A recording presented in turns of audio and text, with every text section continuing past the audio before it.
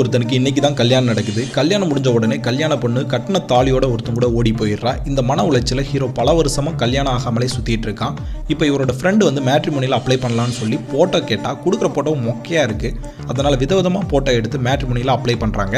இப்போ நிறைய பொண்ணோட ப்ரொஃபைலை பார்த்து ரிக்வஸ்ட் கொடுக்குறாரு. நேர்லையும் போய் பார்க்க போனா அந்த பொண்ணுங்கள்லாம் இவரை பார்த்துட்டு இப்போ மண்டையில முடி இல்லாதால ரிஜெக்ட் பண்ணிடுறாங்க. ஒரு நாள் ரோட்ல போற வழியில பயங்கர கலவரம் நடந்துட்டு இருக்கு. இதை பார்க்குற இவர் ஓரமா நடந்துட்டு போறாரு. ஆனா போலீஸ் இவரை பிடிச்சி அடின்னு அடிச்சு அனுப்பிடுறாங்க. இவரோட ஃப்ரெண்ட் திரும்பவும் வந்து டேய் மேட்ரிமோனி எல்லாம் செட் ஆகாது, எனக்கு தெரிஞ்ச ஒரு பொண்ணு கான்ஸ்டபிளாக இருக்கா, ரொம்ப நல்ல பொண்ணுடான்னு சொல்கிறாரு. ஆல்ரெடி வாங்கின அடியே போதும், எனக்கு போலீஸ் எல்லாம் செட்டே ஆகாதுன்னு சொல்லி பார்க்குறாரு. அட வாடா டேன்னு சொல்லிட்டு இப்போ பொண்ணு பார்க்க கூப்பிட்டு போகிறாரு.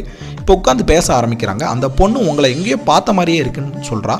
எங்கே பார்த்தீங்கன்னு கேட்டால் நேற்று கலவரத்தில் உங்கள் தூக்கி போட்டு சாணி மிதிச்சதே நான் தான், உங்களுக்கு ஞாபகம் இல்லையான்னு கேட்குறா. இந்த பொண்ணு ரொம்ப ஓப்பனாக பேசுகிற, ரொம்ப தைரியமான பொண்ணாக இருக்காளே, அதனால இவருக்கு ரொம்ப பிடிச்சி போயிடுது. கடைசியில் இப்போ 2 பேருமே கல்யாணமும் பண்ணிக்கிறாங்க.